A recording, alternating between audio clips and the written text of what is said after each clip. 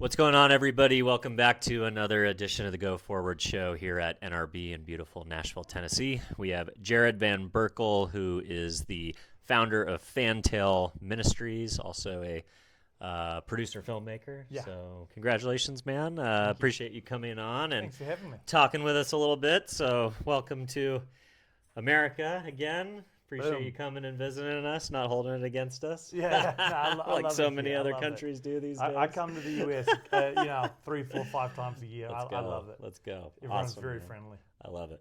All right, well, tell us a little bit about yourself. What do you do, and what brings you to NRB this year? Yeah, well, okay, so what I do in New Zealand is I run a 501c3, creating films with the kind of the vision to find the lost and activate the found through media for Christ. Wow, I love that. This kind of started off like 5 years ago. I'd been pastoring full-time for 10 years, but I had a career full-time in television before that. Okay. So one night, crazy encounter, God met me in a dream and said, hey, I want you to leave pastoring and go make shows about me. Wow. Woke up and like hyperventilating, cold sweat, terrified. Launched at ministry, and I was like, God, you're going to have to really turn up because this is a very expensive calling. Yeah, 100%. And then just God began to supernaturally provide. We started making like little shorts and documentaries that started broadcasting around the world, and now we're about. Did you have any background in filmmaking? Yeah, Did you go to film school? went to film school. Okay. I worked secular television as a director for about 5 years before God called me into pastoring. Wow. So, but a lot had changed in 10 years. I and can there's imagine. A lot, all my Yeah. contacts were gone. Everything was starting Things brand move new. fast. Yeah. So I've just been doing that, doing documentaries. I'm here, NRB. Been nominated for 5 different categories in the finals. Congratulations. So That's awesome, man. two different films and a script. Let's go. So hopefully tonight, You'll hear the good news. Hear some good news would be awesome. That's amazing. So what projects are in the running this year? Yeah, so my main two. First one is a feature documentary called Mana Atua, The Power of God. And that's a very raw film.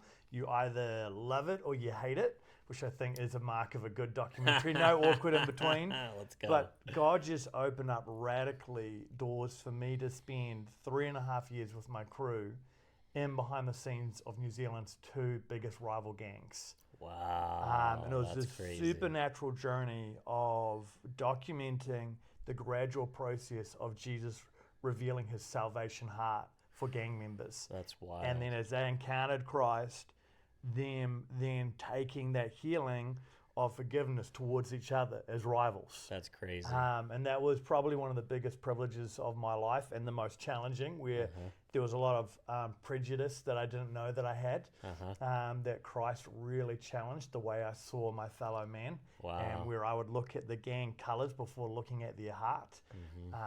And so that's been nominated for Best Foreign Film and Best Editing. Is gangs any kind of a common thing in New Zealand? Because when I think about New Zealand, I think about like beautiful green pastures and farm to table food and adventures and and all of that's true. Like I don't ever think about like the word gang doesn't ever even come to mind in any kind of way as I think about New Zealand. Yeah, well, as in within a lot of nations, New Zealand is not unique in the way the indigenous people I was going to say mistreated. It's mainly an indigenous. Yes, and mainly indigenous, and what the early government did was quite horrendous and birthed a lot of original trauma.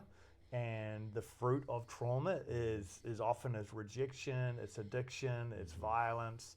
And so over the 3.5 years, we were following these guys who were turning to Christ to break that cycle of trauma and bring lasting healing to it. And they were just incredibly courageous, being very real and honest with their journeys on camera. That's awesome. Yeah. And then do your films generally take place in New Zealand or take place around New Zealand subject matter, or do you tell stories from a global point of view? Yeah, from a global point. Like the very first series we ever did was down the Amazon River. Oh, wow. Following 100 missionaries down the Amazon, which was a lot of fun. And I've got a new feature film in the works called The Rescue.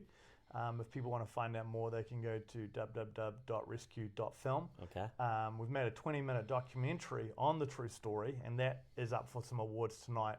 Amazing. And then we've written a feature screenplay based on the true story and it's set in Alaska and Colorado. And we're looking cool. to take that to production in July this year in New Zealand, shooting in the Southern Alps. Let's go. What's the story about? Story is about a woman called Amy Helm, who was a helicopter mechanic, pilot, big mountain skier, search and rescue leader, and she and her husband get trapped in the Alaskan mountains in a freak storm with winds over 100 miles an hour.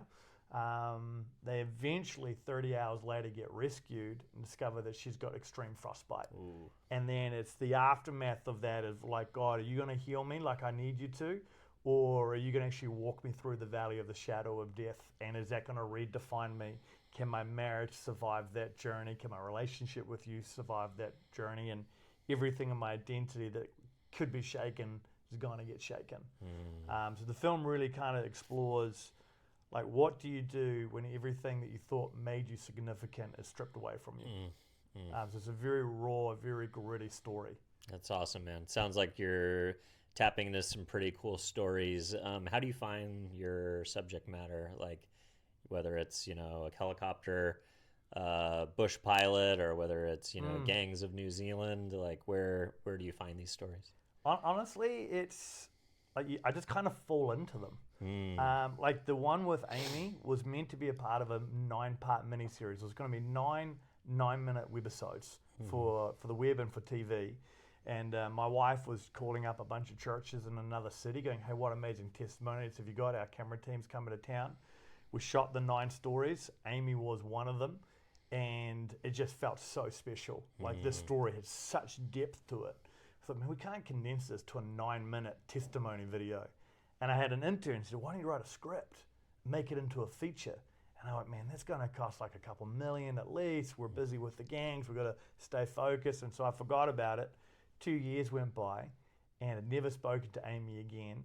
And then one night I'm sitting with a mentor friend and said, man, I'd love to take this story and make it into a film, but I've lost contact with the woman. I've never spoken to her again. We never released it. I don't know how to get in touch and hold with her and chat it through. And I went to sleep, got up in the morning, and while I was sleeping, she emailed me. No way. Saying, hey, like, and I was like, this is that presence of God chills of like, man, God, you're on this. This is so exciting and so terrifying. And she said, I wanted to reach out to you every week for the last year to find out why my episode never got released. And she was like, did I not do a good enough job? And I was like, oh no. I kept meaning to reach out to her when I had a better idea, but really I just wanted an easier idea and I never got one. And she said, I felt like God just speak to me in my quiet time this morning to reach out to you and find out what you want to do with my story. And I was like, oh, amazing. That's crazy. This is Jesus all over this. So like, I don't really find them. I just kind of, they find me. Jesus just leads me into them face first blind, just making it up as I go. I love it, man. Well, what a great testimony and what a fun way to be a creative, to kind of, you know, just fully trust God that the right stories will come to you, and you still got to do the hard work. Oh, and, yeah. You know, it still takes putting one foot in front of the other every day. But, you know, I think, you know, some of the best storytellers, they don't, you know, they document versus direct, you know, in a lot of ways. Like it's, you're, you know, paying attention to the signs that God is showing up in your life and bringing the right people and the right stories. So I think that's really cool. Yeah. All right. You know, one of the big topics of NRB is AI. It's the topic of every conference everywhere, not just here, and even in the creative space, especially in the creative space. So as a filmmaker, are you an AI optimist? Are you an AI skeptic? You know, in some ways, you know, a lot of traditional Hollywood jobs are under attack. Yeah. But in other ways, as technology always has, it's lowering the walls, it's lowering costs, it's lowering traditional models, it's lowering gatekeeping, and allowing Christian stories to be told when maybe mainstream forces, you know, don't always want Christian stories in their pipeline. Yeah. Can you tell me about how you're thinking about AI as a filmmaker today? Yeah. I was reflecting on this the other day, and it kind of reminds me when everybody used to shoot on film, and then suddenly digital started coming in, and the whole film process and everything, like the bottom of the industry just fell out. I used to drive by the Technicolor building on my way from Santa Barbara. It's in Oxnard, or in Camarillo on the left, a giant campus. I would drive by it every time I went from Santa Barbara to LA, and there it was. And then all of a sudden 1 year it wasn't there anymore. Yeah. So, I mean, I look at it a little bit like that. I look at it as in, like, we used to have a lot of practical effects, and then all the CGI started coming in and it morphed. I think for me, I'm an optimist, but I'm an optimist with fairly strong boundaries. I think if your version of creating is I'm putting in prompts, then I'm just like, well, you're delusional. That's not creativity. Sure. But if you are creating and generating all of your original IP and you've got a closed loop that you can document as to how we are doing this, and I'm just utilizing the power engine of AI to accelerate a level of my compositing processing, then I think it's fantastic. Yep, totally. And I think that's for me where the boundaries sit. Like, yeah, I think that's smart. Yeah. I think a lot of, most of what you're seeing really great filmmakers do is they're looking at the possibilities, right? Yeah. Where you could be running through a jungle in a scene and then you click a button and then now you're running through the snow. Yeah. But using real actors in front of green screens Yeah. is, no different than doing a green screen CGI movie. And then I don't think in any time soon, real actors are going away because there's just something about the eyes that you can tell. Totally. Yeah. And then no matter how good they get. And then the other component, I think, is the idea of, like you said, you're not prompting AI to write dialogue for you. You're creating dialogue, but it's either animating or creating special effects or creating backgrounds, things like that nature. And even with the backgrounds, like, is it just searching for backgrounds, or are you taking photos and creating plates and like these are the particles that I'm wanting, these are the mountain layers, and you're actually creating from real world. And the AI brings it to life. And the AI brings it to life versus it just taking bits from Spielberg's backgrounds and creating something that's actually not original. Yeah, that's a good point. Yeah, I know there's a lot of reflection still around the copyright components of like what's original and who owns what. You've got billions of dollars being invested in hardware, the chips. You've got billions of dollars being invested in compute. And then the people who actually make the most important thing, which is how do these models get trained, which is content. They're stealing the content at scale. And if you don't feed these models with fresh content, then it's just bots creating material for more bots to look at, and it becomes a never-ending cycle. And then the human element of anything that gets trained on real art, real words, real pictures, real film, all just becomes a smaller and smaller portion of the pie until it's gone completely. Yeah. And I think ultimately, as a filmmaker, you've got to ask, am I trying to get a film made? That's my goal, or am I trying to create something of authenticity? And if I'm trying to create something of authenticity, how I go about that process as an artist really matters. Totally. Otherwise, why even bother?